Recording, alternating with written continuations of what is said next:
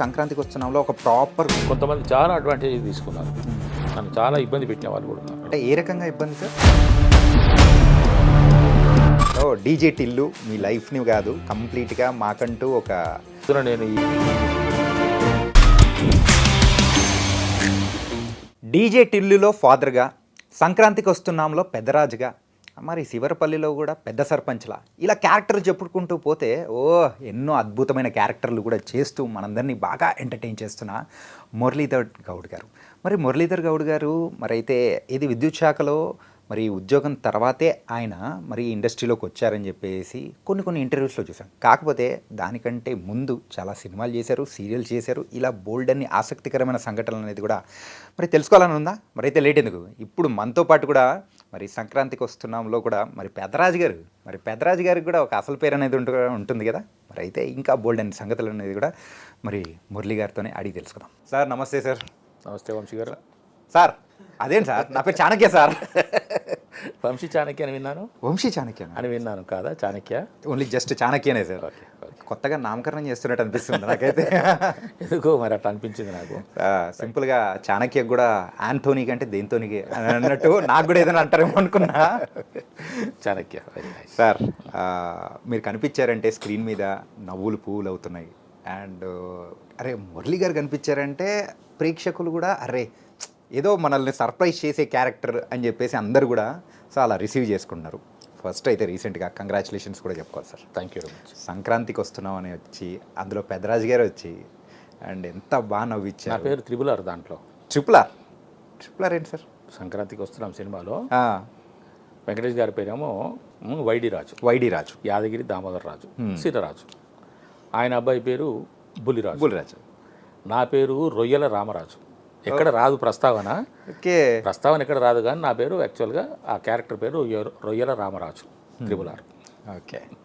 కానీ ఇప్పటి వరకు మీరు చేసిన అన్ని మూవీస్లలో కూడా అలవకగా మాట్లాడగలను, చెప్పేయగలను. నాకు డైలాగులు కూడా పెద్దగా నోట్ చేసుకోవాల్సినంత అవసరం ఉండదు. తెలంగాణ స్లాంగ్లో చెప్పాల్సిన డైలాగులు సీన్ పేపర్ ఒకసారి చూసుకుంటే కంటెంట్ తెలుసుకుంటే చాలు అని ఎప్పుడైతే అంటారో డైరెక్టర్ గారికి మీరు ఏవైనా చెప్పండి సార్, కంటెంట్ మాత్రం ఇది అన్నప్పుడు నేను అరవకు డైలాగులు చెప్పేస్తాను. ఓకే. పైగా నాకు కొంచెం గ్రహణ శక్తి ఎక్కువ కాబట్టి ఆ గ్రాహక శక్తి ఉన్నది నాకు. డైలాగులు బాగా గుర్తుపెట్టుకుంటాను. అంటే కంటెంట్ గుర్తుపెట్టుకుంటే ఆటోమేటిక్గా అవి సెంటెన్స్ ఫ్రేమ్ చేయగలను. నాకు భాష మీద కూడా కొంచెం పట్టున్నది బాగా. తెలుగు భాష చాలా బాగా చక్కగా మాట్లాడగలను. కాబట్టి ఆ విషయం ఏమిటో అర్థం చేసుకొని నేను మాట్లాడగలను. ఈ ఆంధ్ర మన భీమవరం స్లాంగ్ కాడికి వచ్చి దాని దగ్గరికి వచ్చినప్పటికి ఏమైందంటే కొంచెం కష్టపడవలసి వచ్చింది. కష్టపడ్డాను. ఓకే. కష్టపడ్డాను అని అంటే మరీ కష్టమేం పడలేదు. భాష తెలుసు కాబట్టి కొంచెం యాస ఒక్కటే మారుతుంది తప్ప పదము అర్థం ఒకటే కదా. కాబట్టి నాకు పెద్దగా కష్టమేం అనిపించలేదు. ఓకే. పెద్ద కష్టం అనిపించలేదు. భాష మీద పట్టుంది కాబట్టి ఆ యొక్క వస్తువు యొక్క అర్థం నాకు తెలుసు కాబట్టి దాన్ని మనం ఎలా పలుకుతున్నామో ఆ పక్క ఎలా పలుకుతారు, మనం ఏం చేయాలనేది ఒకటి తెలుసుకుంటే, పైగా నాకు ఒక మెంటర్ ఉన్నారు అక్కడ డబ్బింగ్ చెప్పే దగ్గర, పలికించారు. ఓకే. అండ్ ముగ్గురు రాజులు సో హ్యాపీగా సినిమాని మమ్మల్ని అందరినీ కూడా నవ్వుల పూల ఇలా చేశారు. ఒక సంక్రాంతికి వస్తున్నాం అనేటప్పటికీ అది కూడా ఈ సంక్రాంతి చాలా స్పెషల్ అయ్యేలా చేసేసారు. సినిమా తయారవుతున్నప్పుడే మాకు అర్థమైన విషయం ఏంటంటే సినిమా విజయవంతంగా ఆడుతుంది అని. ప్రేక్షకులు ఇంకా కొంచెం చేయి అందించేసి దాన్ని అద్భుతమైన విజయం కిందకి మార్చారు. చాలా సంతోషంగా ఉందండి. ప్రొడ్యూసర్ గారి నుంచి మొదలుకొని ప్రతి వారు, డైరెక్టర్ గారు మహానుభావులు, ఆ డైరెక్టర్ గారు అనిల్ రావుపూడి గారు మూలంగానే నాకు ఆ సినిమాలో క్యారెక్టర్ వచ్చింది. ఎస్. భగవంత్ కేసరి సినిమాలో కూడా వారి ప్రమేయంతో, వారి యొక్క ఔదార్యంతోనే నాకు ఆ విషయం వచ్చింది. కానీ అక్కడ మాత్రం మీ నడివి అనేది కూడా తక్కువ ఉన్నా కానీ ఆ ఉన్న స్పేస్లోనే మీరు బాగా ఎంటర్టైన్ చేశారు. నిడివి తక్కువ లేదు సార్. భగవంత్ కేసరిలో కూడా పెద్ద క్యారెక్టర్ అది. కానీ ఇందులో దీంట్లో కంపేర్ చేసుకుంటే దీనికన్నా కొంచెం తక్కువ. కానీ అది కూడా ఒక పెద్ద నటుడితో, పెద్ద హీరో గారితోనే వేషము. దీంట్లో కూడా పెద్ద హీరో గారితో వేషము. ఆ విధంగా నా ప్రయాణం కొంత విజయవంతంగానే సాగుతుంది. ఓకే. సార్ మీ లైఫ్ని మార్చేసిన సినిమా ఏదైనా ఉందంటే అది DJ Tillu. Yes. Before DJ Tillu, after DJ Tillu. యూజువల్గా మీ గురించి వేరే సీనియర్ యాక్టర్స్ ఎవరినన్నా కానీ ఇంటర్వ్యూ చేసేటప్పుడు మేము అనుకుంటూ ఉంటాం అనమాట. మురళీధర్ గౌడ్ గారు సో ఆయన రిటైర్మెంట్ అయిన తర్వాత మూవీస్లోకి వచ్చారు. సో ఆయన చేస్తున్న క్యారెక్టర్స్ కానీ ఇప్పుడంతా అట్లనే. కానీ మీరు ఆల్రెడీ మూవీస్ మీద ఉన్న ఒక ఇంట్రెస్ట్ కానీ ఎక్కడ వదలకోకుండా మీరు ఈ ఉద్యోగ ధర్మాన్ని చేస్తూ ఇంకో పక్క సీరియల్స్ చిన్న చిన్న క్యారెక్టర్స్ అయినా కానీ చేస్తూ ఈ ప్రయాణం అనేది కూడా ఒకసారి అంటే తెలుసుకుంటూ ఉంటే చాలా ఇన్స్పైరింగ్ అనిపించింది సార్. అసలు ఎక్కడ మొదలైంది మూవీస్ మీద ఈ యొక్క ఇంట్రెస్ట్? నాకు ఇంతకుముందే చాలాసార్లు చెప్పినట్టుగా కొన్ని సందర్భాల్లో ప్రస్తావించినట్టుగా నాకు పుట్టుకతోనే ఈ ఆలోచన ఉందండి. నాకు ఊహ తెలుస్తున్న కొద్దీ, నేను పెరుగుతున్న కొద్దీ నేను ఒక సినిమా నటుడిని అవ్వాలని కాదు, నేను సినిమా నటుడిని అనే ఫీలింగ్ ఉన్నది నాకు. అది నా భావన. ఓకే, ఇది వేరే అర్థాలు కాదు దీంట్లో. నేను ఒక సినిమా నటుడిని, మరి ఏంటి సినిమాలు జరుగుతున్నాయి, మరి నేను ఇంకెప్పుడు సినిమాల్లోకి వెళ్తాను, నా కార్యక్రమాలు ఎప్పుడు జరుగుతాయి అనేటువంటి ఆలోచన ఉండేదండి. అది ఎలా వచ్చిందో నాకు తెలియదు.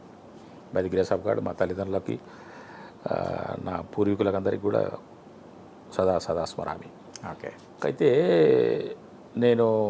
నాకు ఊహ తెలిసినప్పటి నుంచే నేను సినిమా నటుడిని అనేటువంటి భావన నాలో ఉన్నది. అది పెరుగుతూ వచ్చింది.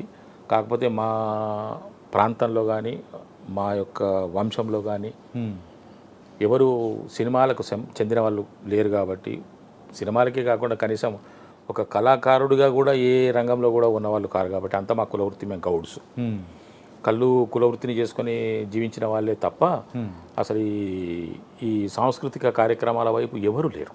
ఓకే. కాబట్టి అది దైవదత్తమైనటువంటి ఒక వరం నాకు భగవంతుడు అనుగ్రహించారు, అమ్మవారు అనుగ్రహించారు. కళామ తల్లి నన్ను 60 సంవత్సరాల తర్వాత నన్ను పర్లేదు ఎత్తుకుంది. ఓకే. అంటే సీరియల్స్ చేస్తూ ఉన్నారు, చాలా సీరియల్స్ చేశారు. సీరియల్స్ చేయడానికి కారణం ఏంటంటే సార్, సినిమాల్లో నాకు అవకాశాలు రావు. సినిమాల్లో నాకు ఏ ఒక్క చిన్న వ్యక్తి తెలిసిన వాళ్ళు లేరు. నాకు చేయుతను అందించే వాళ్ళు ఎవరు లేరు. చేయుతను అందించకుంటే వెళ్ళకూడదు కదా అని అనుకుంటే అది వేరు సంగతి. ఆ ప్రయత్నాలు అనేటివి ఉంటాయి. కాకపోతే నేను ఎవరి అండదండనో ఉంటే వెళ్ళటం వేరు, ఏ అండదండ లేకుండా ఏకాగిగా వెళ్ళి దాన్ని పోరాటం చేయటం వేరు. మరి నేను పోరాటం చేయాలంటే నాకు కూడా బ్యాక్గ్రౌండ్ ఉండాలి, కొంత ఫైనాన్షియల్ సపోర్ట్ ఉండాలి. సరే బాబు నువ్వు వెళ్ళు చూసుకోపో, మేము ఇక్కడ సపోర్ట్ చేస్తామని చెప్పే వాళ్ళు ఉండాలి. నేను వెళ్తే అక్కడ లోటే తప్ప ఇంకా వేరే లేదు. మాది కొంచెం పేద కుటుంబమే, కొంచెం కాదు చాలా గట్టి పేద కుటుంబమే. 10 రూపాయలు కూడా మా ఇంట్లో లేని పరిస్థితి. నేను పుట్టినప్పుడైతే నేను పెరిగే దాదాపు నేను 4, 5, 6 తరగతులకు వచ్చేంత వరకు అసలు జీరోనే. ఏ పూట కాపుడైనా మా నాన్నగారు కూడా చాలా కష్టపడ్డారు. ఓకే. సైకిల్ ట్యాక్సీ పెట్టుకొని కళ్ళు అమ్ముకుంటూ దూర ప్రాంతాలకు వెళ్ళి ఉద్యోగం అది ఉద్యోగం అంటే ఇదే జీతాలు చేసుకుంటూ మేము 5 సంతానం మా అమ్మ నాన్నలకి. ఓకే. 4 మగపిల్లలు, ఒక అమ్మాయి. నేను పెద్ద. నా తర్వాత మా ఇంకో తమ్ముడు, ఆ తర్వాత మా చెల్లెలు, ఆ తర్వాత ఇంకో 2 తమ్ముళ్ళు. ఓకే. దురదృష్టవశాత్తు సంక్రాంతికి వస్తున్నాం, సినిమా చేస్తున్నాం. అప్పుడే మేము పొల్లాచిలో ఉన్నాము. మా 3వ తమ్ముడు చనిపోయాడు. ఆయన హెడ్ మాస్టర్ ఉండే, గవర్నమెంట్ టీచర్గా చేసి హెడ్ మాస్టర్గా ఉండే. 23rd ఆగస్ట్ నాడు చనిపోయాడు ఆయన. మేము మొత్తం 5. కానీ సార్ ఇంట్లో అందరూ కూడా సో మంచి ఎడ్యుకేటెడ్గా అయినా సార్, అంటే ఆ కష్టాలని కూడా చూసి మా నాన్నగారు మాత్రం చదువు విషయంలో ఎక్కడ కాంప్రమైజ్ కాలేదు. ఆయన ఎంత కష్టపడ్డా, ఎంత ఇబ్బంది పడ్డా. ఎందుకు సార్, నేను డిగ్రీ చదువుతున్న రోజుల్లో మా నాన్నగారి కాళ్ళకి చెప్పులు లేవు. ఓకే. స్లిప్పర్స్ కూడా లేవు. 5 రూపాయల స్లిప్పర్స్ అప్పుడు 74లో, 1974లో నా గ్రాడ్యుయేషన్ అయిపోయింది. 72, 73, 74 సిద్దిపేటలో చదువుకున్నాను, గవర్నమెంట్ డిగ్రీ కాలేజ్ సిద్దిపేట. 1972, 73, 74లో నేను గ్రాడ్యుయేషన్ చేస్తున్నప్పుడు ఆయన కాళ్ళకి చెప్పులు లేవు. ఒకరోజు నేను ఆయన నాందేడ్లో పనిచేసేవారు. ఓకే. జీతం చేసేవారు. ఒకసారి నేను నాందేడ్ వెళ్తాను, బస్ టైం అయిపోతుంది అని అంటే సైకిల్ మీద నన్ను కూర్చోబెట్టుకొని, డిగ్రీ చేస్తున్నప్పటికీ ఆయనే దొక్కాడు. సైకిల్ మీద నన్ను కూర్చోబెట్టుకుని ఆయనే దొక్కాడు. నేను దొక్కాలి, సైకిల్ మీద కూర్చోబెట్టుకుని నేను దొక్కాలి. కూర్చోముందర అని చెప్పి నన్ను కూర్చోబెట్టుకొని సైకిల్. మరి ఆయన నేను చూడాలనే, ఆయన అవస్థని గమనించి నేను మంచి దారిలో ఉండాలనే కారణం తెలియదు. కాకపోతే నేను ఆయన గమనించాను. ఓకే. అలాగా మాది కొంచెం పేద కుటుంబమే. కాకపోతే మా నాన్నగారు ఎక్కడ కాంప్రమైజ్ కాలేదు. అందరికీ మంచి చదువులు ఇప్పించాడు. మా చనిపోయిన తమ్ముడు గ్రాడ్యుయేటు, మా 4th వన్ పోస్ట్ గ్రాడ్యుయేటు, నేను గ్రాడ్యుయేట్ని. మా 2వ తమ్ముడు ఇంటర్మీడియట్ పాస్ అయ్యాడు. ఆయన బీఈడి కాలేజ్ ఒకటి పెట్టుకొని బాగానే రన్ చేశారు సంగారెడ్డిలో. మిలీనియం బీఈడి కాలేజ్ అని పెట్టారు, ఇప్పుడు లేదు. ఆయన మంచి వ్యాపారంలో ఉన్నారు. సార్ యూజువల్గా మీ లైఫ్లో సో ఎప్పుడైనా కానీ ఆ సినిమా మీద పిచ్ అనేది కూడా ఒకటి ఉన్నప్పుడు సో ఉద్యోగం అనేది కూడా ఒకటి వ్యామోహం ఉన్నది, నాకు పిచ్చి లేదు. వ్యామోహం. Okay, correction. కోరిక ఉంది, నటుడు అవ్వాలనే కోరిక ఉంది. పిచ్చి ఉన్నటువంటి నేను వచ్చేవాడిని, అన్నీ దులిపేసుకొని నేను పిచ్చి అని చెప్పేసి అని వచ్చి ఉండేవాడిని. నటుడిని కదా, నేను నటుడు అవుదామని చెప్పేసి అనుకోండి. నేను నటుడిని కాబట్టి, ఇది ఒకటి ఉందండి అండర్లైన్ చేసుకోవాల్సిన విషయం, నేను నటుడిని కాబట్టి నాకు తొందర ఏం లేదు, నేను ఎప్పటికైనా రాణించగలను. మనకు కావాల్సింది ఏంది, నటుడు కావటమే కదా. ఒక చిన్న పాత్ర ఇచ్చేసి చేస్తే అది నటనే, మనం నటుడే కాబట్టి తొందర ఏం లేదు, మనం ఎప్పుడైనా వెళ్ళొచ్చు, చేయొచ్చు. కాకపోతే ఇంకెప్పుడు వెళ్తామని ఒకటి లోపల కొంచెం బెరుకుంటేది. వెళ్ళిపోవాలి, తొందరగా వెళ్ళిపోవాలి. నాకు కాన్ఫిడెన్స్ అండి, 100% నాకు కాన్ఫిడెన్స్ ఉన్నది. నేను డెఫినెట్గా ఒక మంచి నటుడుగా అంటే ఇదంతా నా అభిప్రాయమే. ఇది దాన్ని ఏమంటే ఓవర్ కాన్ఫిడెన్స్ కూడా కాదు, డెఫినెట్లీ కాన్ఫిడెన్స్, నా ఆత్మవిశ్వాసం నాకున్నది, దాన్ని చెప్పుకోవచ్చు. నేను ఒక నటుడిని, డెఫినెట్గా నేను ఒక నటుడిగా రాణిస్తాను అనేటువంటి నమ్మకము, ఆత్మవిశ్వాసం నా లోపల ఉన్నది. కాబట్టి ఎప్పటికైనా నేను వెళ్తాను, సాధిస్తాను, తెర మీద నేను కనపడతాను అనేటువంటి నమ్మకము, ఒక భరోసా నాకు నేనే కలిగించుకున్నాను, అది నాకున్నది. సార్ ఈ సందర్భం వచ్చింది కాబట్టి ఒకటి అడుగుతా సార్, ఫస్ట్ టైం మీరు ఆ తెరపైన మిమ్మల్ని మీరు చూసుకున్నప్పుడు మీకు వచ్చిన ఆ ఒక ఎక్స్ప్రెషన్ కానీ లేకపోతే ఆ అనుభూతి ఏంటి సార్? అది మీరు నమ్ముతారో నమ్మరు, నాకు అది చాలా క్యాజువల్గా అనిపించింది. క్యాజువల్ రియల్లీ అనిపించింది అంతే. ఇది ఏ మూవీ టైంలో అది అనిపించింది? ప్రకాష్ రాజ్ గారితో నేను, అయితే ఏమైంది సార్, ఈ కొంచెం బ్యాక్కి వెళ్ళాల్సి వస్తుంది, ఇక్కడ దగ్గర రావాలంటే కొంచెం బ్యాక్కి వెళ్ళాల్సి వస్తుంది. మొట్టమొదటిసారి నేను ముఖానికి రంగు వేసుకునేది 1967 or 68లో. ఓకే, నేను 8th or 9th క్లాస్లో ఉన్నప్పుడు, 8th క్లాస్ కాదు 9th క్లాస్లో ఉన్నప్పుడు, 67 9th క్లాస్లో ఉన్నప్పుడు గజ్వెల్లో, నేను చదువుకున్నది గజ్వెల్ జిల్లా పరిషత్ హై స్కూల్ గజ్వెల్లో చదువుకున్నాను. 8, 9, 10 అండ్ హెచ్ఎస్సి, మాది హెచ్ఎస్సి లాస్ట్ బ్యాచ్, తర్వాత నుంచి లేదు. 1969లో హెచ్ఎస్సి అంటే హయ్యర్ సెకండరీ సర్టిఫికెట్, అది 11th క్లాస్, 8, 9, 10, 11 హెచ్ఎస్సి, ఆ తర్వాత పియూసి, ఆ తర్వాత డిగ్రీ ఉండేది అప్పుడు. ఓకే, ఆ విధంగా హెచ్ఎస్సి మాది last batch, PUC last batch, ఆ తర్వాత డిగ్రీ. ఓకే, ఆ తర్వాత హెచ్ఎస్సి పియూసి రెండు తీసేసి ఇంటర్మీడియట్ పెట్టారు, రీప్లేస్ చేశారు. 10th క్లాస్ తర్వాత inter first year, second year, then degree. అప్పుడు మాకేముండే 10th HSC PUC and degree. అలాగే ఉన్న పరిస్థితుల్లో నేను గజ్వెల్లో 9th క్లాస్లో ఉన్నప్పుడు, అప్పుడు 1966లో లేక అంత క్రితమే, నాకు గుర్తులేదు, 62 to 66 మధ్యలో చైనా వార్ వచ్చింది సార్. ఇండియా చైనా వార్ వచ్చింది. ఆ వార్లో మనం గెలిచాం. ఆ వస్తువుని తీసుకొని మా స్కూల్ యానివర్సరీ ఉంటుంది ఒకటి, సెల్ఫ్ గవర్నమెంట్ డే అని ఒకటి ఏర్పాటు చేస్తుంది, మీకు ఐడియా ఉందో లేదో. అప్పుడు మా రోజుల్లో సంవత్సరానికి ఒకసారి సెల్ఫ్ గవర్నమెంట్ డే అని ఒక రోజు పెట్టేవారు. ఓకే, ఒకరోజు సెల్ఫ్ గవర్నమెంట్ డే అంటే ఆ రోజు ఆ స్కూల్ అంతా మేమే అధికారులము, మాదే ప్రభుత్వం. ఓకే, మా స్టూడెంట్ నుంచి ఒకతను హెడ్ మాస్టర్ లాగా, మా స్టూడెంట్స్లోంచే కొంతమంది టీచర్ల లాగా, మా స్టూడెంట్స్లోంచే ఒకతను ప్యూన్ లాగా, ఓకే, మా స్టూడెంట్స్లోంచే ఒకతను స్వీపర్ లాగా యాక్ట్ చేసేవాళ్ళు అనమాట. ఇప్పుడు మా తోటి స్టూడెంటే మాకు వచ్చేసి టీచర్గా యాక్ట్ చేస్తే మేము లేచి నిలబడి నమస్కారం సార్ అనడము, అతను అటెండెన్స్ తీసుకోవడం, ఏరా ఏమేమి చదువుకున్నారు, ఇవన్నీ సెల్ఫ్ గవర్నమెంట్ అనమాట. ఆ రోజు ఒకరోజు జరిగిన తర్వాత కొన్ని ఎస్ఏ రైటింగ్స్ పెట్టేసి, డ్రాయింగ్స్ పెట్టేసి, కల్చరల్ యాక్టివిటీస్ కూడా కండక్ట్ చేసేవాళ్ళు. ఆ విధంగా ఒకసారి కల్చరల్ యాక్టివిటీస్ కోసము మా చిలిమిల కృష్ణ గారని నాకు బాగా నన్ను తన కొడుకులాగా భావించి నన్ను బాగా తిట్టి కొట్టి నాకు బుద్ధి నేర్పినటువంటి టీచర్ ఆయన కొంచెం కల్చరల్ యాక్టివిటీస్ మీద బాగా ఇష్టం ఆయనకి. సొంతంగా ఏదో రాసుకునేవాడు, ఏదో ఆయన ఏలు పెట్టింది లేకుండా సంగీతం అని పాట. కల్చరల్ యాక్టివిటీస్ అనేటప్పటికి ఒక టీచర్ మంచిగా యాక్టివేట్ అవుతారు అందులో, ఆ విధంగా ఉండేవాడు. ఆయన ఒక ఇద్దరిని తయారు చేసేసి, ఒకడు చైనా సోల్జర్, ఒకరు ఇండియా సోల్జర్ అని చెప్పేసి ఇద్దరి మధ్యన ఒక ఒక ఒక కాన్సెప్ట్ పెట్టుకొని ఏదో చేస్తున్నాడు ఆయన, ప్రాక్టీస్ రిహార్సల్ చేయిస్తున్నాడు. నన్ను ఎప్పటికీ ఆయన వెంట పెట్టుకునే ఉండేవాడు ఆయన, అస్సలు నన్ను వదిలేవాడు కాదు. సరే నేను వాళ్ళ పక్కన కూర్చొని ఉన్నాను, మరి ఆయనకి ఏం థాట్ వచ్చిందో, మరి నువ్వు కూడా ఇక్కడ రారా అని చెప్పేసి అని నాకేదో చిన్న ఒక 2 డైలాగులు ఇచ్చేసి, నువ్వు ఈ మధ్యలో నువ్వు కూడా ఒక బఫూన్ లాగా నువ్వు కూడా ఈ విధంగా చేయమని చెప్పేసి అని చెప్పారు. అది మొట్టమొదటిసారి 1968లో 9th క్లాస్లో ఉన్నప్పుడు మొహానికి రంగు వేసుకొని నన్ను ఆ విధంగా స్టేజ్ మీదకి ప్రవేశపెట్టారు. ఓకే. అది చాలా బాగా నచ్చింది అందరికీ. అప్పటికప్పుడు అప్పుడు ఉన్నటువంటి వ్యవస్థలో బ్లాక్ డెవలప్మెంట్ ఆఫీసర్ ఉండేవాడు, బీడీఓ అని, తాలూకా హెడ్. ఈ పొలిటికల్గానేమో సమితి ప్రెసిడెంట్ అని ఉండేవాళ్ళు. అప్పుడు మా గజ్వెల్కు సమితి ప్రెసిడెంట్గా కొడకండ్ల రంగారెడ్డి గారని ఉండేవారు. ఆయన ఇమ్మీడియట్గా స్టేజ్ మీదకి వచ్చేసి నన్ను బాగా అప్రిషియేట్ చేసి భుజం తట్టి జేబులోంచి తీసి ఒక 10 రూపాయలు ఇచ్చారు. వాహ్, చాలా గొప్ప విషయం, ఓకే. చాలా చాలా గొప్ప విషయం. నేను మొట్టమొదటిసారి రంగప్రవేశం చేసి అభినందనలు పొంది పారితోషికం తీసుకున్నటువంటి సందర్భం. అది నాకు మొట్టమొదటి అవకాశం వచ్చింది. ఆ తర్వాత ఇంకొక 2 సార్లు కూడా వివిధ సందర్భాల్లో అదే స్కూల్లో డ్రామాలు వేసినప్పుడు నా చేత క్యారెక్టర్స్ వేయించాడు సార్. కానీ సార్ ఈ నాటక రంగంలో అంటే పర్టికులర్గా చేసేది అది మాత్రం అట్లా ఏం లేవు కదా సార్? లేదండి, అస్సలు లేదు. నాకు ఎవరు గురువు లేరు. నేను ఏ ఇన్స్టిట్యూట్లో చేయలేదు, ఏ కోర్సు చేయలేదు. తర్వాత స్టేజ్ నాటకాలు నేను వేస్తుంటాను. ఎప్పుడు వేస్తుంటాను? ఇప్పుడు ఎవరైనా ఉండి, సార్ మేము ఒక నాటకం వేస్తున్నాము, దాంట్లో ఒక క్యారెక్టర్ ఉంది, చేయండి సార్ అంటే, మా సినిమాలో క్యారెక్టర్ ఉంది సార్ చేయండి అంటే ఇలాగ చేస్తాము. ఆ విధంగా చేస్తున్నాను, చేశాను, ఇంతకుముందు చేశాను, ఇప్పుడు కూడా అవకాశం వస్తే చేస్తాను. ఆ విధంగా నేను ఒక 3-4 నాటకాలు వేశాను. ఇది ఆ రోజుల్లో? ఆ రోజుల్లో వేయలేదు, ఈ మధ్య కాలంలో. ఓకే.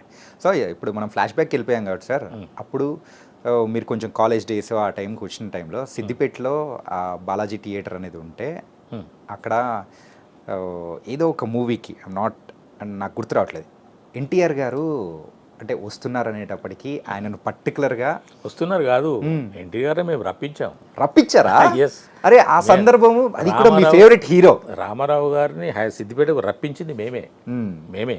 అంటే ఆ టైంలో కూడా మీరు అంటే ఎన్టీఆర్ గారిని కూడా కోరారంట కదా, ఏంటంటే అచ్చ తెలుగు. సో అంటే ఆయన విగ్రహం, లాల్చి పంచ, ఆయన విగ్రహము, ఆయన ఆహార్యము మాకు ఆరాధ్యం. మేము ఆయన్ని మేము ఒక 10-15 మంది ఉన్నాం సార్. డిఫరెంట్ కోర్సెస్ అంటే బీఏ వాడు, బీకామ్ వాడు, బీఎస్సీ వాడు ఇట్లా ఉన్నా కూడా, ఇంటర్మీడియట్ వాడు ఉన్నా కూడా ఈ వీళ్ళందరం కూడా రామారావు గారు అంటే పడి చచ్చేవాళ్ళం. ఓకే. నాగేశ్వరరావు గారిని కూడా అభిమానించేవాళ్ళము, కానీ రామారావు గారు అంటే ఒక 2-3 ఇంతలు ఎక్కువనే. అంటే ఆ టైంలో చెప్పారంటగా లాల్చీ పంచా వేసుకొని అచ్చ తెలుగుగా రావాలి అని చెప్పాను సార్. నా కోరిక అది. దేశోద్ధారకులని ఒక సినిమా వచ్చింది అప్పుడే. రైట్. దేశోద్ధారకుల్లో ఒక పాట ఉంది. ఆయన అంటారన్నమాట, వాళ్ళు ఏదో బాల్రూమ్ డ్యాన్స్లో ఏవో చేస్తుంటే, ఇదేనా మన సంస్కృతి, ఇదేనా మన పద్ధతి, ఇదేనా మన భారతీయుల యొక్క ఇది అని అంటే, అప్పుడు వాణిశ్రీ గారు పాడతారు ఒక పాట, ఇది కాదు మన సంస్కృతి, ఇది కాదు మన అది, ఒక పాట ఉంది బాగా అసలు ఒళ్ళు గగురు పొడిచేటువంటి పాట అనమాట. అంటే మన సంస్కృతి గురించి ఆమె చెప్పే పాట. అప్పుడు ఆయన జనరల్గా కూడా ఆయన బయట కూడా వేసుకునేవారట, కానీ మేము మొట్టమొదటిసారి సినిమాలో ఆ విధంగా చూడటం మాకు బాగా నచ్చింది. దూపుకోవటం, ఆ కుచ్చిళ్ళు, ఆ చెంగును తీసి ఆయన రైట్ పంచకి వచ్చే చెంగు అనేది జోబులో పెట్టుకోవడం, అది మాకు చాలా. మా నాన్నగారు కూడా ధోతి కట్టుకునేవారు. అప్పట్లో అందరు ధోతులు కట్టుకునేవారు కదా సార్. సార్ది కొంచెం డిఫరెంట్గా ఆ కలరు ఆయన యొక్క అది చాలా బాగా ఉండేది. అయితే మేము వస్తున్నప్పుడే ఇక మేము ఒక్కొక్క కోరిక, సార్ ఈ విధంగా రావాలి, ఈ గెటప్లో రావాలి, ఇలాగా రావాలి అని చెప్పేసి మేమే కొంచెం డిజైన్ చేసుకున్నాం. అటు నేనే కాకుండా ఒక 10-15 మంది డిజైన్ చేసుకున్నాము. దాంట్లో కొంచెం నేను ఎక్కువ నా వరకు నేను వాళ్ళకు హింట్స్ ఇవ్వడం చేశాను. ఈవెన్ సార్తో ఫోటో దిగటం కూడా దిగాం మేము. అంటే పూలమాల కూడా మీరు వేయాల్సింది కాదంట, అంటే పర్టికులర్గా పక్కన వాళ్ళకి వేయాల్సింది మీరు వెళ్ళి ఎన్టీఆర్ గారికి కాదు, మా ప్రిన్సిపల్ గారికి. నా దగ్గర డబ్బులు ఏం లేవు, నేనేం పూలదండలు తీసుకురాలేదు. కాకపోతే ఈ ఆర్గనైజ్ చేసిన వాళ్ళు ఒక 5-6 పూలదండలు తీసుకొచ్చారు. తీసుకొస్తే స్టేజ్ మీద ప్రిన్సిపల్ గారు, రామారావు గారు, ఆ బాలాజీ టాకీస్ ఓనర్ కన్యాలాల్ గారు, ఎందుకంటే ఆయన్నే తీసుకొచ్చారు. కన్యాలాల్ బల్దువా గారు అని Balaji talkies owner, I mean ఒక one of the partner. 4 partners. దాంట్లో మా ఫ్రెండ్ వాళ్ళది కూడా ఒక పార్ట్నర్షిప్ ఉన్నది. వాడు ఉన్నాడు ఇప్పుడు జిల్లా జోగేంద్రనాథ్ అని సిద్దిపేటలో ఉన్నాడు. వాడు నా క్లాస్మేట్. అయితే వాళ్ళది కూడా పార్ట్నర్షిప్ ఉన్నది. ఈ కన్యలాల్ గారిని మేము బాగా ఎందుకు ఒత్తిడి చేశామంటే, దానికన్నా కొంచెం వెనకల నాగేశ్వరరావు గారిని సిద్దిపేటకి పశుపతినాథ్ గారని ఒక మెడికల్ షాప్ ఓనర్ ఉండే అక్కడ. నాగేశ్వరరావు గారికి బాగా అభిమానం, ఆయన వీరాభిమాని మామూలు కాదు. ఆయన టోటల్ 24 అవర్స్ డైరీ చెప్పేవాడు. ఆయన 24 అవర్స్ డైరీ చెప్పేవాడండి. అంతగా ఆయనని ఫాలో అయ్యేవాడు. ఓకే. నాగేశ్వరరావు గారు కూడా ఈయన వెళ్తే నాగేశ్వరరావు గారు ఈయనకి అపాయింట్మెంట్ ఇవ్వడము, నేను కలిసి వచ్చినాను చెప్పినాను అని చెప్పి ఆయన ఒకరోజు టక్మని నాగేశ్వరరావు గారిని సిద్దిపేటకి తీసుకొచ్చారు. ఓకే. తీసుకొచ్చేసి మా కాలేజీకి తీసుకొచ్చారు. చెప్పకూడదు కానీ మాకు ఒళ్ళు మండింది. చెప్పకూడదు అది. ఓకే. అంటే మాకు బాధ కలిగింది, ఒళ్ళు మండింది. అరే నాగేశ్వరరావు గారు వచ్చారు, ఓకే నాగేశ్వరరావు గారు వచ్చారు, నో మేము రామారావు గారిని కూడా తీసుకురావాలి. కానీ మాతోనే ఏమవుతుంది కాదు కదా. నాగేశ్వరరావు గారు ఎట్లా వచ్చారో కూడా తెలియదు మాకు. పశుపతినాథ్ తీసుకొచ్చాడు, కానీ ఆయనకున్న రూట్ వేరు, ఆయనకున్నటువంటి పరిచయాలు వేరు. మరి మా పరిస్థితి ఏంటి అని అనుకుంటే అప్పుడు థాట్ వచ్చింది, సినిమా టాకీస్ కాబట్టి, సినిమా వాళ్ళు కాబట్టి మనకు మేము అప్పుడు హనుమాన్ వ్యాయామశాలను పెట్టాం సిద్దిపేటలో. ఓకే. దానికి ఎందుకో ఈ కన్యరాల బల్దువా గారినే ఉండండి, ఎందుకైనా మంచిది, పెద్ద మనిషి, ఎప్పుడైనా ఏదో రాల్చుకోవచ్చు అని చెప్పేసి అతన్ని అదేది మన గౌరవ ప్రెసిడెంట్గా పెట్టాం. ఓకే. ఉంటుంది కదా ఒకటి గౌరవ ప్రెసిడెంట్ అని పెట్టేసి దాన్ని సాగు చేసుకుని బాలాజీ టాకీస్ కూడా అప్పుడప్పుడు పోయేవాళ్ళం ఫ్రీగా. మరి మేము ఒకరా ఇద్దరమా 7-8 మంది ఉంటుంటామండి ఎప్పుడు. 24 అవర్స్లో మేము ఒక 7-8 మందిమి ఫ్రెండ్స్మి. లిటరల్గా 24 అవర్స్లో ఒక 4 అవర్స్ మాత్రమే మేము విడిపోయి ఉండేవాళ్ళం. ఓకే. మిగతా 20 గంటలు కలిసే ఉండేవాళ్ళం. ఆ 4 గంటలు కూడా ఇంటికి వెళ్ళి రాత్రి కూడా కలిసే ఉండేవాళ్ళం. ఒక రూమ్ తీసుకొని ఉండేవాళ్ళం మేము. ఆ రూమ్లోనే పడుకుంటున్నాం అందరం. పొద్దున ఇంటికి పోవడం, బ్రష్ చేసుకోవడం, స్నానం చేయడం, టిఫిన్ చేసి కాలేజీకి వెళ్ళడం, మళ్ళీ మధ్యాహ్నం వచ్చి మళ్ళీ టిఫిన్ భోజనం చేసి మళ్ళీ కాలేజీకి వెళ్ళడం, మళ్ళీ రాత్రికి వచ్చి భోజనం చేసి బయటకు వెళ్ళడం. ఇవే ఇంట్లో గడిపే టైం. ఓకే. మిగతా టైం అంతా మేము అందరినీ కలిసి ఉండేవాళ్ళం. డెఫినెట్గా కలిసి ఉండేవాళ్ళం. ఒక్క క్షణం కూడా విడిచిపెట్టి ఉండేవాళ్ళం కాదు. ఓకే. దాంట్లో ఇప్పుడు 2-3 లేరు. మేమంతా థికెస్ట్ ఫ్రెండ్స్. అయితే అప్పుడు కన్యరాల్ గారిని పోయి ఆయనకు సార్ ఇట్లా నాగేశ్వరరావు గారు వచ్చారు, మరి మనకు కూడా రామారావు గారు తీసుకురావాలి సార్, అట్లా ఇట్లా చెప్పేసానంటే ఆయన మొత్తానికి ప్రయత్నం చేసి తీసుకొచ్చారు. అప్పుడు మేము చాలా హంగామా చేసామండి. రామారావు గారు కూడా ఆయన కూడా మనస్ఫూర్తిగా చెప్పిన మాట ఏంటంటే, సిద్దిపేటలో నాకు ఈ విధమైనటువంటి ఘన స్వాగతం లభిస్తుందని అనుకోలేదు అన్నారు. మరి నిజంగానే మనం ఇసుకేస్తే నేల రాలదు అని చెప్పేసినట్టు చూడండి, అంత జనం ఉన్నారండి. రామారావు గారికి మామూలు ఫాలోయింగ్ కాదు సార్ రిమోట్ ఏరియాస్లో అప్పట్లో. ఆ తర్వాత ఆయన ఎప్పటికైనా కూడా సార్ రామారావు గారు డెఫినెట్గా ఒక అద్వితీయమైన వ్యక్తి. నేను రామారావు గారి ప్రస్తావన వచ్చింది కాబట్టి నా మనసులో మాట చెప్తున్నాను సార్. రామారావు గారు నాకు సినిమా నటుడుగానే కాకుండా ఒక వ్యక్తిగా కూడా, ఒక రాజకీయవేత్తగా కూడా నభూతున్న భవిష్యత్తు. అటువంటి వ్యక్తులు ఇంతకుముందు లేరు, ఇక ముందు రారు. ఉన్నారేమో మనకు తెలియదు, కానీ మనకు తెలిసినంత వరకు అయితే ఇంతకుముందు లేరు, అటువంటి రారు సార్. అంతటి ఖచ్చితమైనటువంటి వ్యక్తి. ఈరోజు కూడా ఒక్క నయా పైసా ప్రజల సొమ్ము వాడుకోకుండా ఉన్న రాజకీయ నాయకుడిని ఒక్కడిని చూపించండి సార్, ఒక్కడిని. ప్రధానమంత్రి గారు, ఇంకో యోగి గారు, ఒక 5-6 ఉన్నారు వాళ్ళు. కానీ సొంత డబ్బు ఖర్చు పెట్టుకుని ప్రజలకు సేవ చేసిన వ్యక్తి రామారావు గారు. ఫ్లైట్లో వెళ్తే టికెట్ సొంతంగా వేసుకొని పోవడం, ఇంట్లో దిగితే కారు ఇంటికి వాపసు ఆఫీస్కి పంపించడం, లేకుంటే పక్కకు పెట్టించడం ఎవరు చేస్తారు సార్? వ్యక్తి కూడా ఎంత క్రమశిక్షణ సార్, ఎంతటి టైం సార్. చాలా బాగున్నాయి సార్ ఆయన వారి యొక్క ఆదర్శాలు. ఒక మనిషి మనిషిగా బ్రతకాలంటే, ఒక మనిషి బాగా ఎదగాలంటే రామారావు గారి జీవిత చరిత్ర తప్పకుండా తెలుసుకోవాలి సార్. ఇది నా అభిప్రాయం. కానీ ఇంకొక విషయం సార్, చాణక్య గారు చెప్పండి సార్. నేను ఏది మాట్లాడినా కూడా నేను ఒక మెజారిటీ పీపుల్ అంటే మహానుభావులు కొంతమంది ఉంటారు, అందరూ అట్లాని కాదు, వేరే విషయం. కానీ నేను ఏదైనా టాపిక్ మాట్లాడుతుంటే కూడా 90% మంది గురించి మాట్లాడతాను. 10% మంది ఇప్పుడు అందరూ లంచగొండలే అని అనడానికి అంటున్నామంటే 10% ఉంటారు. అందరూ దొంగలంటే 10% నిజాయితీ పరులు ఉంటారు. అటువంటి వాళ్ళని మినహాయించుకొని మనం జనరల్గా ఇప్పుడు ఉన్నటువంటి పరిస్థితుల్లో ఇలాంటి వాళ్ళు ఉన్నారని చెప్పడమే నా ఉద్దేశం. అర్థమైంది సార్. సార్, ఎన్టీఆర్ గారితో తీసుకున్న ఫోటో అనేది ఉందా? ఉంది సార్. మెమరబుల్ కదా. ఉంది.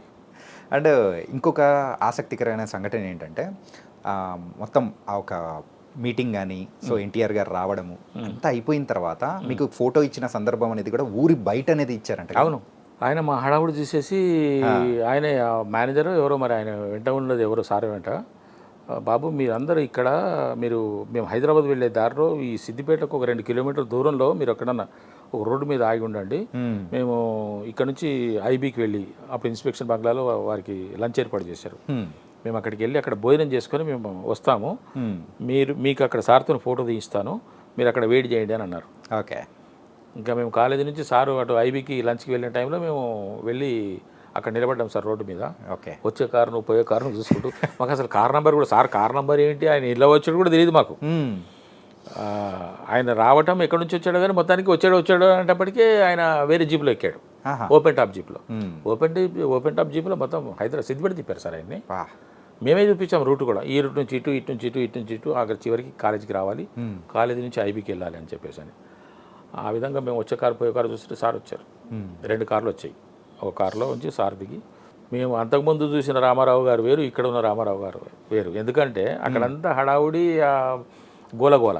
ఇక్కడ ప్రశాంతంగా ఉన్నారు, ఫ్రెష్ అయినట్టున్నారు, ఇంత భోజనం చేసుకున్నట్టున్నారు. తిరిగి మనం మన స్టేషన్కి వెళ్ళిపోతున్నాం కదా అని నిదానంగా ఉన్నారు. వచ్చాడు, దిగాడు, చూసి అటు ఇటు చూసి అక్కడ దిగుదాం ఫోటో అని చెప్పేసి నా చెట్టు దగ్గర తీసుకెళ్లారు. అందరం నిలబెట్టారు. నేను ఎలాగ తాకాలి, ఎలా తాకాలి అదొక అంటే ఇప్పట్లాగా కాదు సార్. ఇప్పుడు సెల్ఫీలు తీసుకుంటామని చెప్పేసి వచ్చి భుజాల మీద చేసి, లేకుంటే షర్ట్ లాగేసి ఫోటో దిగి అని చెప్పేసి అనడం కాదు కదా. ఒక సినీ ఆర్టిస్ట్ని చూడాలంటే అప్పట్లో మా రోజుల్లో సినీ ఆర్టిస్ట్ని చూడాలంటే ఒక 50 అడుగుల దూరం ఉండేవాళ్ళం. వెళ్ళటమా, ఆయన ఎలా పలకరించాలి, ఫోటోలు తీసుకునడం అనేది అప్పుడు కెమెరాలు కూడా తక్కువ కదా సార్. ఎక్కడో ఆ ఫోటో దిగితే వాడు ఎప్పుడు ఇస్తాడో ఇవ్వడో తెలియదు. అప్పట్లో అలాగ ఉండేది కదా. అట్లా అని చెప్పేసి అనుకుంటే మరి తాకాలి, ఇలాగ తాకాలి, ఆయనది ఒకసారి తాకాలని. ఎందుకంటే మళ్ళీ రామారావు గారిని మనం ఎక్కడ చూస్తాం సార్ మళ్ళీ మనం కదా. నేను నటుండి అనేటువంటి ఫీలింగ్ నాలో ఉన్నది, నేను ఎప్పటికైనా సినిమాలో చేస్తానని ఆలోచన ఉన్నది. కానీ రామారావు గారితో నేను ఎప్పుడు చేస్తానో ఎలా చేస్తానో తెలియదు కదా. రైట్ కదా సార్. అసలు నాకు ఉన్నది ఊహ, ఉన్నది ఆలోచన, చేయాలని కృతనిశ్చయంతో ఉన్నాను నేను. అది దాంట్లో ఎక్కడ నేను రాజీ పడలేదు. కానీ ఎప్పుడో ఏమిటో రైట్ అనేదే. అందుకని తాకాలనుకుంటే ఆయన అందరు నిలబెడుతుంటే నేనే అరే కొంచెం వెనక జరుగురా అని జరుపుతూ వెళ్ళి ఆయన కాళ్ళ దగ్గర తనకైతే సాధించారు సార్. ఇలాగ చూశాడు సార్ ఆయన. ఆ చూపులు నాకు ఇప్పటికి గుర్తుంది. ఆయనది ఒక చూపు, నాగేశ్వరరావు గారు ఒక చూపు నాకు బాగా గుర్తున్నాయి సార్. ఓకే. ఒకసారి నేను ఆయన పంచ కూడా సర్దే అన్నారు. పంచను ఇట్లా సర్ది ఆయన కాలు దాకా. జనరల్గా ఎవరి కాళ్ళు ముట్టుకున్నాను నేను, ఎవరి కాళ్ళు ముట్టుకోను సార్. ఓకే. మా తల్లిదండ్రులే తప్ప ఎవరి కాళ్ళు ముట్టుకున్నాను. మా గురువు కృష్ణ గారు అని చెప్పాను కదా, కృష్ణ గారి వైఫ్ మా అమ్మగారు ఉన్నారు, ఆమె కాళ్ళు ఒకటి పట్టుకుంటాను. ఇంకెవరి కాళ్ళు అందరిని ఆరాధిస్తాను, గౌరవిస్తాను, ప్రేమిస్తాను, కానీ కాళ్ళు పట్టుకుంటాను. కానీ నాకు అందుకు ఆయన తాకాలనిపించింది. ఓకే. చూశారు సార్ ఆయన ఒకసారి, నేను ఎలా లేస్తుంటే అలాగా నన్ను చూశాడు ఆయన. ఓకే. ఆ లుక్ ఒకటి గుర్తుంది నాకు. నాగేశ్వరరావు గారు రవీంద్ర భారతిలో 2013 సార్, నేను రిటైర్ అయిన తర్వాత మా మనవాడిని ఎత్తుకొని రవీంద్ర భారతికి వెళ్ళి ప్రోగ్రామ్ అయిపోయింది. నాగేశ్వరరావు గారు అందరూ డిస్పర్స్ అవుతున్నారు, నేను స్టేజ్ మీదకి వెళ్ళిపోయాను. అందరూ వెళ్ళిపోతున్నారు, ఆడియన్స్ కూడా వెళ్ళిపోతున్నారు, సార్ కూడా ఇక వచ్చేటానికి ఉన్నారు. నేను నా మనవాడిని ఎత్తుకొని, వాడు అప్పుడు 4 years, వాడు 2009లో పుట్టాడు. వాడిని ఎత్తుకొని తీసుకెళ్ళి ఆయన అటు చూస్తున్నాడు. వీడిని ముద్దు పెట్టుకో సార్ అని చెప్పేసి ఇట్లా ముద్దుకు తీశాడు. ఆయన ఇటు టర్న్ అవుతున్నాడు, వీడు ముద్దు ఇచ్చాడు సార్, ముద్దు పెట్టుకున్నాడు. ఓకే. అసలు వీడిని చూడని కూడా చూడలేదు సార్. ఆయన తిరుగుతూనే ఉన్నాడు, ఆయనకు కిస్ వచ్చింది ఇక్కడికి. ఓ స్వీట్ కిస్ అని చూశాడు సార్. ఓకే. చూసి నాకు ఇప్పుడు గుర్తుంది, స్వీట్ కిస్ అని ఇట్లా చూసి నన్ను చూశాడు ఒక్కసారి. ఏం చేస్తుంటారు మీరు అని అడిగాడు సార్. 2013లో సార్. 2013. ఓకే. ఏం చేస్తుంటారు మీరు అన్నారు. అప్పటికి రిటైర్ అయ్యాను, 1 year అయింది, 1 year బ్యాక్ రిటైర్ అయ్యాను. ఎలక్ట్రిసిటీ బోర్డులో పనిచేస్తాను సార్ అన్నాడు. ఇట్లా చూశాడు ఆయన. అంటే ఎలక్ట్రిసిటీ బోర్డులో పనిచేస్తావా, సినిమాలో పనిచేస్తావా అనేటువంటి లుక్ కనిపించింది సార్ నాకు అట్ట. ఆ లుక్ నాకు ఇప్పుడు గుర్తుంది. వా. సో మొత్తానికైతే ఆయన ఎందుకు పసిగట్టాడు అనిపించింది సార్ నాకు. ఏం చేస్తుంటారు మీరు అని అడిగి, ఎలక్ట్రిసిటీ బోర్డు అంటే ఎలక్ట్రిసిటీ బోర్డులో పనిచేస్తారా అన్నట్టుగా చూశాడు ఆయన. అంటే ఆయనకు అనిపించింది, నేను నా లోపల ఒక ఆర్టిస్ట్ ఆయనకు అనిపించేదేమో నాకు అనిపించింది, నా భావన అది. నేను కూడా నాగేశ్వరరావు గారిని రవీంద్ర భారతిలో కొన్ని 100 సార్లు చూశాను సార్. ఓకే. ఆయన మాట నేను చాలా శ్రద్ధగా వినేవాడిని. ఆయన నుంచి కూడా నేను నేర్చుకున్నాను నాగేశ్వరరావు గారితో ఎలా ప్రవర్తించాలి. ఆయన అంత పెద్ద వయసులో ఉన్నటువంటి పెద్ద ఆయన చెప్తున్న ప్రతి మాట మనకు ఒక డిక్షనరీలోని మాటనే సార్. పెద్దవాళ్ళ మాటలు ఏవైనా కూడా వాళ్ళు మనస్ఫూర్తిగా వాళ్ళ ఆలోచనతో, వాళ్ళ అనుభవంతో మాట్లాడే ప్రతి మాట మనం డెఫినెట్గా వినాలి, విని ఆచరించాలి. చాలామంది విని వదిలిపెడతారు. విని వదిలిపెట్టదు సార్. నీవు బాగుపడాలనుకుంటే, నీవు పైకి రావాలనుకుంటే, నీవు అనుకున్న లక్ష్యం చేరుకోవాలి అని అంటే డెఫినెట్గా పెద్దవాళ్ళ మాటలు వినాలి, విని వాటిని ఆచరించాలి. అప్పుడు నువ్వు సక్సెస్ అవుతావు, డెఫినెట్గా అవుతావు. ఎందుకంటే నీకన్నా ఒక 10 ఏళ్ళలో 20 ఏళ్ళలో 30 ఏళ్ళలో ముందున్న వ్యక్తి తన అనుభవాన్ని అంత రంగరించి చెప్తున్నాడు. అంటే నీకు ఆల్రెడీ నువ్వు అక్కడ రీచ్ కాకముందు నీకు రీచ్ అయ్యేటువంటి మాటలు చెప్తున్నాడు కాబట్టి దాన్ని వినాలి. ఓకే. అతనే మొత్తానికి 2 లెజెండ్స్తో కూడా మీరు మంచి మంచి అనుభవాలు అనేది కూడా ఉన్నాయి. అంతే సార్. అది లైఫ్ లాంగ్ గుర్తుండిపోయే అంటే కొన్ని భాషకు అందవు సార్. యా, కొన్ని భాషకు అందవు. కొన్ని కదలికల ద్వారా, కొన్ని చేష్టల ద్వారా, కొన్ని కనుచూపుల ద్వారా మనం గ్రహించగలం. గ్రహించాలి. నీ లోపల అటువంటి తపన ఉంటే, కృతనిశ్చయం ఉంటే, నువ్వు ఒక రాజకీయ నాయకుడి నువ్వు కావాలనుకుంటే ఒక సీనియర్ రాజకీయ నాయకుడిని ఫాలో కా. అతని జీవితంలో ఉన్న ఒడిదొడుకులు, ఆటుపోట్లు అవన్నీ నువ్వు గ్రహించి నువ్వు ఇంకా కొంచెం నీ బాటని కరెక్ట్ చేసుకోగలుగుతావు. ఎవరైనా ఏ రంగంలో ఉన్నవారైనా ఒక పెద్ద పారిశ్రామికవేత్త కావాలని అనుకుంటే నీకు ఒక బిగ్గెస్ట్ పారిశ్రామికవేత్త ఇప్పుడు టాటా గారు ఉన్నారు. ఆయన ఏ విధంగా ప్రయాణం సాగించారు అన్నది నేర్చుకుంటే దాన్ని బట్టి నువ్వు కూడా ముందుకెళ్ళిపోవచ్చు. కష్టాలు కష్టం లేకుండా ఈ రోజున ప్రపంచ ప్రఖ్యాతి గాంచిన వాళ్ళు ఎవరైనా సరే, లేదా ఒక రంగంలో ప్రముఖులైన వారు ఎవరైనా ఉన్నా సరే, వాళ్ళ జీవిత గాథ వింటే, వాళ్ళ జీవిత చరిత్ర చదివితే కన్నీళ్ళు తప్పవు మనకు. ఖచ్చితంగా కష్టాలు లేకుండా మనం ఈ విజయాన్ని సాధించలేము. సాధించడం సాధ్యం కాదు. కష్టపడాల్సిందే. కష్టపడితేనే ఇప్పుడు ఆకలి ఉన్నవాడికి, ఆకలితో ఉన్నవాడికి పచ్చడి మెతుకులు కూడా పరమాన్నంలాగా రుచికరమైన భోజనంలాగా ఎందుకు కనపడతాయి సార్? ఆకలి ఉన్నది కాబట్టి. అదే కడుపు నిండిన వాడికి నువ్వు బిర్యానీ పెట్టినా కూడా మనకి టేస్ట్ అనిపించదు. ఒక 5 అంతస్తుల మేడ మనం ఎక్కాలంటే మెట్లెక్కి వెళ్ళిపోతే దాని ఆయాసం తెలుస్తుంది. ఫస్ట్ ఫ్లోర్ ఏముంది, సెకండ్ ఫ్లోర్లో ఏముంది, దాని బాధ ఏముంది అన్నది మనకు తెలుస్తుంది. లిఫ్ట్లో వెళ్తే మనకేం తెలుస్తుంది సార్? తెలియదు. కాబట్టి కష్టపడాలి. కష్టం అనేది మనం ఆహ్వానించాలి. కష్టాలు వచ్చినాయి కదా అని అనుకోకూడదు. కష్టాన్ని ఆహ్వానించాలి, దాన్ని సాల్వ్ చేసుకోవాలి, ఆ కష్టాన్ని అధిగమించాలి. Okay, nice sir. సార్, మీ జర్నీ అనేది కూడా కొన్ని ఇంటర్వ్యూస్లో మేము విన్నాము. కాకపోతే కొన్ని ఫొటోస్ అయితే ఉన్నాయి సార్. మరి ఆ ఫొటోస్ ఏ సందర్భంలో, ఎక్కడ, ఏంటి అనేది కూడా మాకు కాస్త తెలియజేస్తే ఇంకా బాగుంటుంది అనుకుంటున్నాను సార్. ఈ సినిమా పేరు స్వర్ణసుందరి సార్. స్వర్ణసుందరి.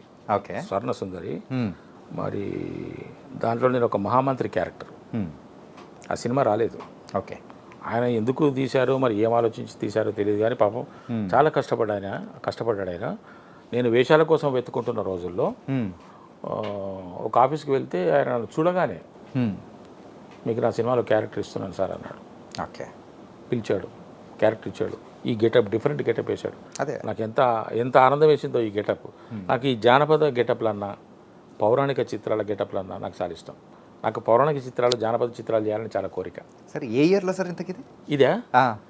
ఇది నేను రిటైర్ అయిన తర్వాత 2014-13 అయ్యి ఉంటుంది. 2014-13 అంతే. ఓకే. కానీ ఈ గెటప్లో మిమ్మల్ని మేము అసలు మాకు అంటే చాలా మందికి కూడా తెలియదు. అసలు రాలేదు, సినిమా బయటకు రాలేదు. అదే సినిమా రాలేదు కాబట్టి ఎక్కడో పురావస్తు శాఖలో వచ్చి తీసినట్టు తీసి బాగానే ఖర్చు పెట్టుకున్నాడు సార్. సినిమా కోసం బాగానే ఖర్చు పెట్టుకున్నాడు. సినిమా ఆల్మోస్ట్ చేశాడు, రెడీ టు రిలీజ్ కూడా అన్నారు కానీ మరి అది పక్కకు పోయింది, డబ్బా. Okay sir. ఇంకొక ఫోటో సార్, ఈ మాంత్రికుడు వేషం సార్. ఇది ఒక సీరియల్లో యాక్చువల్గా వీళ్ళు నన్ను ఒక క్యారెక్టర్ కోసం పిలిచారు సార్. ఓకే. క్యారెక్టర్ కోసం పిలిచారు. ఆ క్యారెక్టర్ చేశాను. 12 గంటలకు 1 గంటకు అయిపోయింది. లంచ్ చేసుకొని వెళ్ళిపోండి సార్ అన్నారు. ఓకే. సరే లంచ్ చేసుకొని వెళ్ళిపోదామని లంచ్ కూర్చున్నాము. ఈ మాంత్రికుడు క్యారెక్టర్ వేయాల్సిన వ్యక్తి రాలంటున్నాడు. ఓకే. వాళ్ళు నాన్నకేం చెప్పిందంటే అప్పుడు, సార్ మీకు ఇప్పుడు ఆ మార్వేషన్ క్యారెక్టర్ కూడా ఇప్పుడే చేపిస్తామంటున్నారు, కాబట్టి అది కూడా వేయండి అని చెప్పేసి ఇది నాతోనే నా క్యారెక్టరే మారవేషం అని చెప్పేసి నీ వేషం ఇప్పించారని ఇది వేరు అది వేరు. ఇదేదో సీరియల్ కానీ అది బహుశా ఇది ఆడదే ఆధారం అనుకుంటాను సార్. సీరియల్ ఆడదే ఆధారం అనుకుంటాను. ఓకే. ఈ టీవీలో వచ్చే ఆడదే ఆధారం అనుకుంటాను. ఓకే. అండ్ ఇంకొకటి కూడా ఒక జానపద చిత్రం లాంటిదే సార్. అంటే ఆ గెటప్ అలాగే. ఇది నాటకం సార్. నాటకమా సార్ ఇది? ఓకే. నాటకం రవీంద్ర భారతిలో ఒక నాటకం ఆడుతున్న సందర్భంగా నేనే వెళ్ళి అడిగాను వాళ్ళని. ఓకే. సార్ నాకు క్యారెక్టర్ ఇవ్వండి సార్ అని అడిగాను. అడిగితే క్యారెక్టర్ అంటే మరి ఒక భటుడి క్యారెక్టర్ ఉన్నది వేస్తావా అన్నాడు. వేస్తాను సార్ అన్న. వేస్తాను సార్ అంటే దాంట్లో ఏముండదు, డైలాగులు ఏముండవు, ఒకటే ఒక డైలాగ్ ఉంటుంది. వచ్చి ఆ రాజుగారికి ఆ డైలాగ్ చెప్పేసి తిరిగి వెళ్ళిపోవడమే. అయినా చాలా అని చెప్పేసి అని మనం నాటకం స్టేజ్ మీద నాటకం ఉండాలి, మనం ఆ నాటకంలో కనపడాలి అంతే అని చెప్పేసి చేసిన క్యారెక్టర్ అది.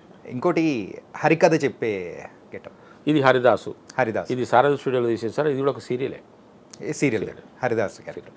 ఓకే సార్, సీరియల్స్లో అంటే యూజువల్గా మీ క్యారెక్టర్స్ అన్నీ 1-2 డేస్ జస్ట్ అలా వచ్చిపోయే క్యారెక్టర్స్, ఇలా కంటిన్యూ క్యారెక్టర్స్ ఏం చేయలేదు డేసా just sir one scene. One scene అందుకే 11 గంటలకు 12 గంటలకు లంచ్ అయిపోయాక వెళ్ళిపోవడమే, ఆఫీస్కి వెళ్ళిపోవడం, ఆఫీస్కి వెళ్ళిపోవడము, లేకుంటే ఇంటికి వెళ్ళిపోవడం. అంతే. మరి only one scene sir, only one scene, one dialogue. ఒక డాక్టర్ ఉన్నాడు, అప్పటికే మన పేషెంట్ పడుకొని పెట్టి ఉంటారు. ఓపెన్ అయ్యేటప్పటికి మనం ఆల్రెడీ స్టెథోస్కోప్ చూసి ఉంటాము, ఏం పర్లేదు బాగానే ఉన్నాడు, నేను మందు రాసిస్తా, తెప్పించుకొని వాడండి, మళ్ళీ వస్తా, అంతే, క్లోజ్. కానీ సార్ మీరు ఒక పక్క ఉద్యోగం చేస్తూ కూడా ఈ చిన్న చిన్న క్యారెక్టర్స్ని కూడా అస్సలు వదలకూడదు అని చెప్పేసి నేను ఇప్పటికీ ఏ వేషం వదలను సార్, ఇప్పటికీ ఏ వేషం వదలను నేను. ఈ చిన్నదైనా పెద్దదైనా ఏది వదలను. ఓకే, వదలను. ఒకసారి వచ్చి అప్రోచ్ అయ్యారంటే వదలను సార్. ఒకవేళ డేట్స్ క్లాష్ అయ్యాయంటే అప్పుడు ఎట్లా చేస్తారు సార్? డేట్స్ క్లాష్ అయినాయంటే దానికి మనం ఏం చేయలేం కదా సార్, మనం ఏం చేయలేం. రిక్వెస్ట్ చేస్తాను, కొత్తగా వచ్చిన వాళ్ళని రిక్వెస్ట్. ఆల్రెడీ నాకు ఆ సినిమా ఉంది సార్, మరి నాకైతే కుదరదు ఆ రోజు, కాబట్టి మనం ఇంకేదైనా వేరే అనుకుందాం అనుకుంటే ఇక వాళ్ళు మాట్లాడుకుంటారు, లేకపోతే మనకు 1 గంట పర్మిషనో 2 గంటల పర్మిషనో, లేకుంటే ఇంకెవరైనా మార్చుకోవడం జరుగుతుంది. అంత పెద్ద క్లాష్ నాకు డేట్లు క్లాష్ అయ్యేంతగా ఏమీ ఉండవు. ఇప్పుడు ఉన్నాయి కదా సార్? ఇప్పుడు కూడా మేనేజ్ అవుతుంది సార్, మేనేజ్ అవుతుంది, ఇబ్బంది లేదు. నేను ఇంకొక విషయం, మీకు ముఖ్యమైన విషయం చెప్పాలి. నేను వచ్చిన అవకాశం ఏది వదలను అని అన్నాను కదా, వదలను అని అంటే దాంట్లో నా యొక్క ఈక్వేషన్స్ వేరున్నాయి సార్. నేను అందరిలాగా ఆలోచించాను సార్. ఓకే, నేను ఈ విషయం మీకు కొంచెం ముందుగా కూడా చెప్తున్నా. నేను కొంచెం డిఫరెంట్గానే ఆలోచిస్తాను. నా ధోరణి కొంచెం తేడాగా ఉంటుంది. తేడా ఐ మీన్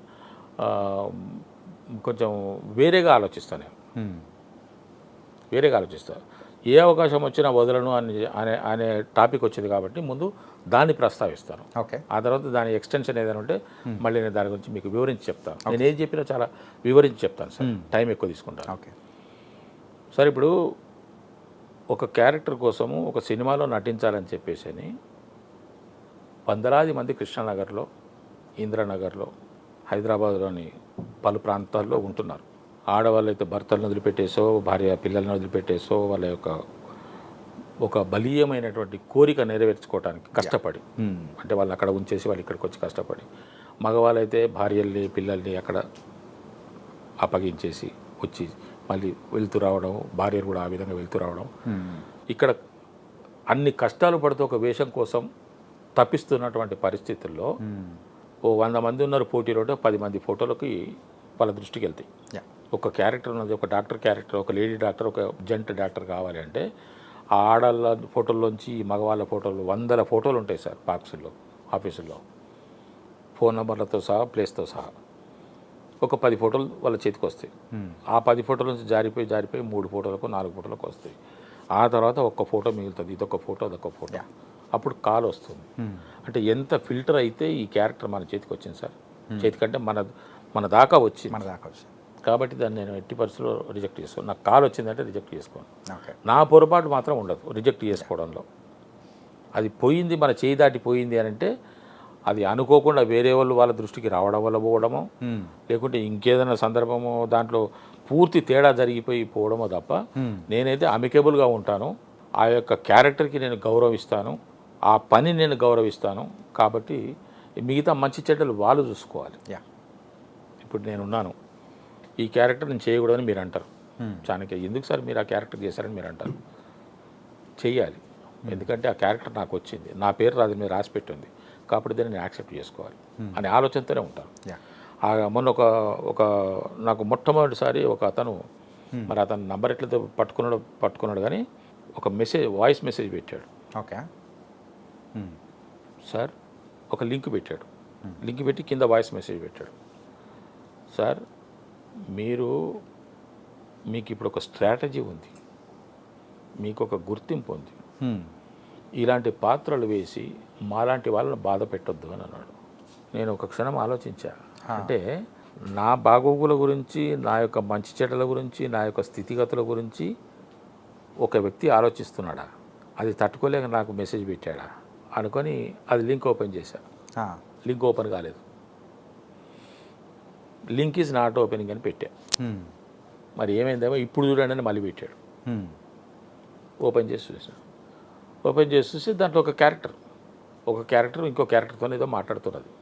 మీరు చేసిన మూవీ? నేను చేసిన మూవీ. ఓకే. అది ఆయనకు నచ్చలేదు అని నాకు అనిపించింది.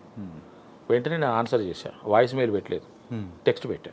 ఓకే సార్, ఇటువంటి పాత్రలు వేయడం మూలాన ఒక్కొక్క పాత్ర నాకు ఒక్కొక్క మెట్టు. ఆ పాత్రలు వేయడం ద్వారా ఆ మెట్లు ఎక్కడం ద్వారానే మీరు అనుకున్నటువంటి ఇప్పుడు స్ట్రాటజీ ఏదో స్టేజ్ అని మీరు అన్నారు కదా, ఇప్పుడు ఈ విధంగా ఉన్నాను సార్. కొత్తగా వస్తున్న కళాకారులకు ఇటువంటివి తప్పవు.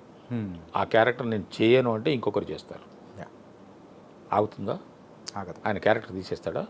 నువ్వు కాకపోతే ఇంకొకరు కాకపోతే ఇంకొకరు. కాబట్టి అదేదో వేరే వాళ్ళకి ఎందుకు అవకాశం ఇవ్వాలి? అది వచ్చిన దాన్ని మనం యాక్సెప్ట్ చేద్దాము. అలా చేస్తూ వెళ్ళడం వల్లనే నేను ఈ రోజున మీకు కనపడగలుగుతున్నాను. కాబట్టి కళాకారులకు ఆ బాధ తప్ప సార్. ఇక ముందు ఇటువంటివి చెయ్యలేను అని కూడా చెప్పాను. ఓకే. చెప్పి మీ యొక్క పరిశీలనకు నా యొక్క ధన్యవాదాలను కూడా పెట్టాను. ఇక ఆ తర్వాత మళ్ళీ నేను ఆయన క్వశ్చన్ చేయట్లేదు, నేను ఆన్సర్ చేయట్లేదు. అంటే ఈ విధంగా కొన్ని క్యారెక్టర్స్ తప్పవు సార్. అవును సార్. నాకు నచ్చకపోయినా నచ్చినా నాకు వచ్చిన అవకాశాన్ని నేను మీకు దీన్ని ఎవరు కొంతమంది చాలా అడ్వాంటేజ్ తీసుకున్నారు. నన్ను చాలా ఇబ్బంది పెట్టిన వాళ్ళు కూడా ఉన్నారు. ఇబ్బంది? ఎస్, ఇబ్బంది పెట్టిన వాళ్ళు. అంటే ఏ రకంగా ఇబ్బంది సార్? సార్, నా సినిమాలో క్యారెక్టర్ ఇది అనుకున్నాను సార్, ఈ క్యారెక్టర్ మీరే చేయాలి సార్.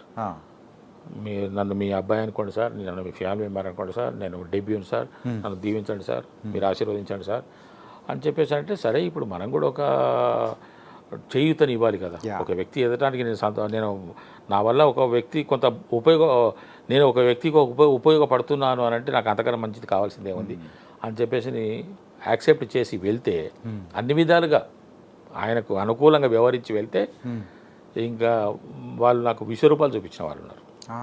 మిస్యూజ్ చేసుకున్న వాళ్ళు. ఓకే. మిస్యూజ్ చేసుకుంటున్నారు అటువంటి వాళ్ళు. అందుకే ఇప్పుడు ఒక నిర్ణయానికి వచ్చాను. వాళ్ళకి అందకుండా ఉంటే పోతుంది కదా. అంతే, అది కరెక్టే. చేశాము, మనం చేయగలిగినంత వరకు చేశాను. కొన్ని సందర్భాల్లో బాధపడ్డాను, ఇబ్బంది పడ్డాను, ఓర్చుకున్నాను. అవసరమా నాకు అనిపించింది. ఈ అవసరమా నాకు ఇది? కొన్ని సినిమాలు చేసిన తర్వాత, నాకు పేరు వచ్చిన తర్వాతనే. ఇది రీసెంట్గా ఇప్పుడే రిలీజ్ అయింది ఆ మూవీ? అవుతాయా? అవ్వవు కదా. అవ్వవు అవి అవ్వవు. వాళ్ళ తృప్తి కోసం వాళ్ళు చేస్తుంటారు. డబ్బులు వేస్ట్. అది మనం అనలేము కదా. అవకాశం వచ్చింది, మనతో అతను ఉపయోగపడుతుంది అని అనుకుంటున్నప్పుడు చేద్దాంలే అని అనుకున్నాం. మనం ఎంతో అడిగినాం, వాళ్ళు కొంత ఇస్తామన్నారు, సరే చేసి వెళ్ళిపోదాం పదా అని చెప్పేసి మనము ఒక సహృదయతతోని మంచి ఆలోచనతో మనం వెళ్తే, వాళ్ళు దాన్ని వేరే విధంగా అడ్వర్టైజ్ తీసుకొని డబ్బులు ఇచ్చడం చేస్తారు కదా, చేయాల్సిందే అనే మాట మాట్లాడుకురావటము. క్యారెక్టర్ అంత పెద్దగా ఉండదు. ఆ సినిమా బయటకు రాదని మనకు తెలిసిపోతుంది మనకు అది. కానీ ఎవరి తృప్తి వాళ్ళకు ఉండాలని చేస్తుంటాం. ఓకే.